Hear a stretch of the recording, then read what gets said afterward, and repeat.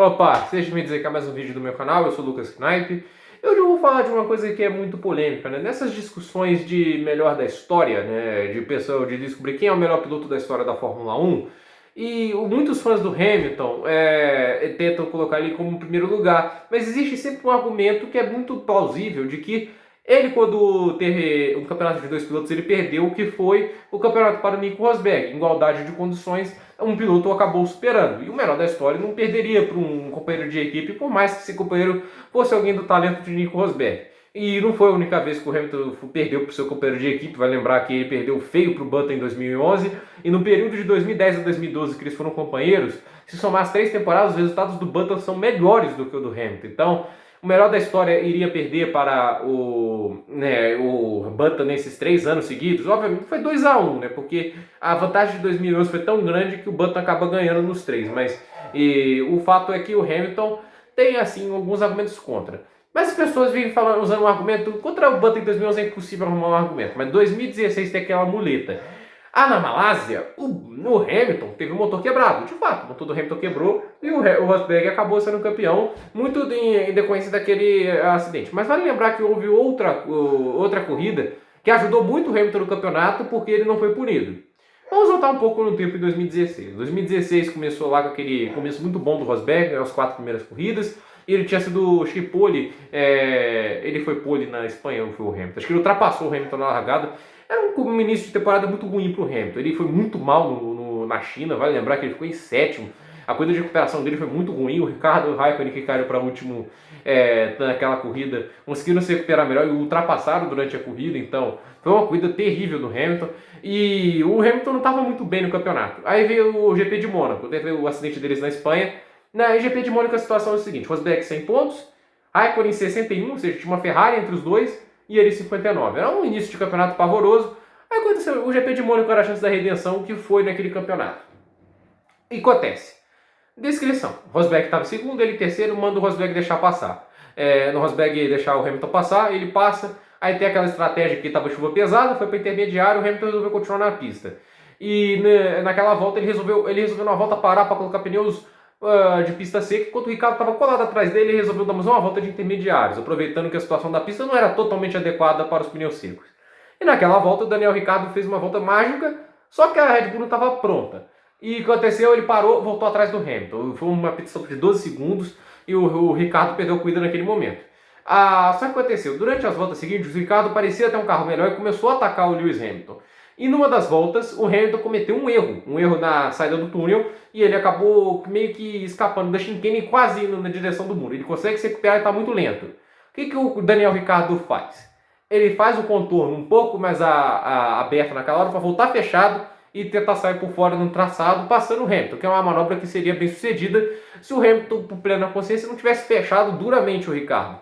A questão é, sobre aquela punição, eu tenho minha opinião dividida, porque eu acho que ele tinha plena consciência que o Ricciardo estava lá. Mas se a gente for pensar no parâmetro da FIA para um incidente parecido, como foi o do Vettel ano passado, com um incidente totalmente injusto, que o Vettel tinha menos consciência que o Hamilton estaria ali do que o Hamilton tinha com o Ricardo.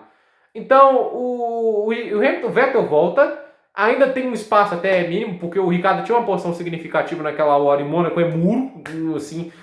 O Vettel não voltou totalmente colado ao muro, o Hamilton meio que se joga naquele momento, o Vettel foi na grama, ele tentou voltar à pista. Aí acontece, o Hamilton faz aquilo lá, não é punido. E se ele é punido com um drive-thru, que era a punição natural naquele momento, já que ele não voltaria a parar no box, ele receberia um drive-thru. Se fosse um drive-thru, o Hamilton cairia para quarto, porque o Ricardo estava logo atrás dele, colado nele, e o Pérez e o Vettel estavam a menos de 10 segundos e num ritmo bom. Essa é uma coisa que tem que ser notada, que o Pérez e o Vettel não estavam andando lento para o Hamilton atacá-los depois. Mesmo se atacar não ia adiantar nada do que é Mônaco. É que o Hamilton iria cair para trás, o Ricardo iria abrir e Pérez e Vettel não teriam um ritmo ruim o suficiente para o Hamilton tentar alguma coisa. Então, ele cairia para quarto.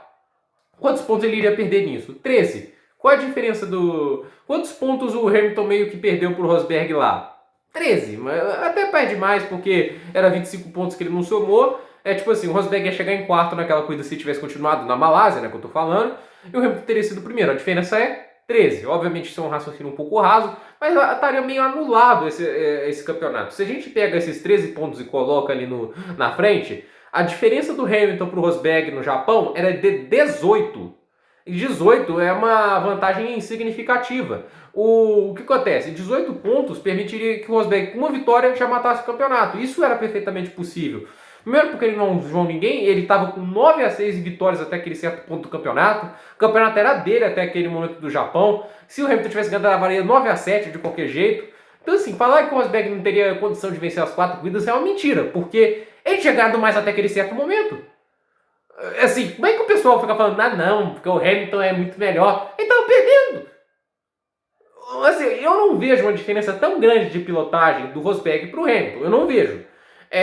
O Rosberg não é melhor que o Hamilton é melhor, mas não acho que é uma diferença assim escatológica como é hoje do Hamilton para o Bottas. O Rosberg durante muito tempo acompanhou o ritmo, não foi um rival fraco. O Hamilton teve muita dificuldade de ganhar os 3 títulos. O de 2015 pareceu mais fácil porque o Rosberg teve um monte de problemas. A quebra na Itália, a quebra na Rússia, o problema na Hungria, lá que o Ricardo furou o pneu dele, que ele terminaria em segundo. Então, assim, é uma situação que beneficiou muito o Hamilton em 2015, mas em 2016 o pessoal trata como se o Rosberg não tivesse merecido. Na verdade, o Rosberg mereceu. E uma coisa pra gente lembrar, em 2015 o Rosberg ganhou 3 das últimas 4 corridas. Ele só não ganhou nos Estados Unidos por causa daquele erro bobo dele, mas até um certo momento ele estava ganhando, ou seja, ele tinha ritmo para ganhar nos Estados Unidos também. Em 2014, não tinha, acho que tinha o GP dos Estados Unidos, mas não tinha o México. O Rosberg ganhou no Brasil. Então, assim, ele já tinha ganhado no Brasil 2 anos seguidos. Ele não podia ganhar mais um ano? Um pouco errado pensar. Ele já tinha ganhado em Abu Dhabi antes, não podia ganhar de novo? Até porque em 2016 ele tinha clara chance de ultrapassar o Hamilton, só não ultrapassou para administrar. Tanto é que ele tinha excesso de bateria em certos momentos e o Vettel não conseguiu ultrapassá-lo. E era um carro que estava com o ritmo mais forte da corrida naquele momento lá do GP de Abu Dhabi. Então, assim, o que eu quero dizer com essa temporada é simples. O Hamilton e o Rosberg, né, essa briga, o alemão mereceu mais. Não dá pra falar esse negócio, quebra da Malásia, tipo, a condição seria diferente. E até o momento do campeonato lá, aquela hora, era do Rosberg.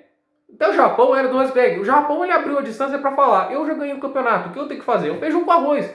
Chega em segundo, deixa o Hamilton ganhar, não preciso ficar forçando, não preciso forçar ultrapassagem. Ele não fez isso em Abu Dhabi, podia ter feito. Ele controlou o ritmo dele, ele podia chegar em quarto em uma das corridas. Ele podia chegar em terceiro em uma das corridas, seria o Brasil com o Verstappen naquela situação, mas ele foi fazendo o ritmo dele, ele fez o feijão com arroz. Se ele precisasse fazer mais, talvez ele teria feito. Esse é um argumento que eu uso. E a gente tem que lembrar em Mônaco, para mim aquilo era passível sim de punição, não seria nenhum absurdo se o Hamilton fosse punido. Isso é muito diferente do que aconteceu em 2019, com o Sebastian Vettel no Canadá, que foi punido. Porque a FIA não tem uma régua assim contínua, eles nunca, vamos deixar os pilotos correr ou vamos ser muito rígidos. A FIA não tem nada disso, essa é a grande verdade. A FIA é uma coisa bem, é o estilo subjetivo deles, de como eles vão resolver os problemas, a gente não sabe o que a FIA faz.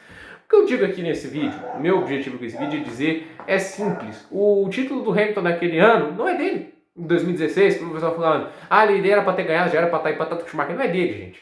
É do Rosberg. Não tira isso do alemão não, porque ele fez por merecer. 9 vitórias no ano, o Hamilton não foi soberano naquele ano, não se impôs sobre o Rosberg. O grande mérito do Rosberg foi mostrar que ele podia pilotar de igual para igual superior ao Hamilton. E ele aposentou cedo. Talvez se tivesse continuado na Fórmula 1, o Hamilton talvez teria esses títulos, mas com mais dificuldade. O Vettel seria um rival até mais duro em 2017 e 2018, porque ele teria que dividir pontos com o Rosberg. Isso acontece, porque o Bottas, obviamente, é muito inferior ao Rosberg. Em 2018 não ganhou uma corrida sequer. Em 2017 só ganhou 3. Então, é um vídeo que eu quero deixar aqui para falar uma coisa. Esse negócio de que o Hamilton só perdeu aquele campeonato quase na Malásia é mentira.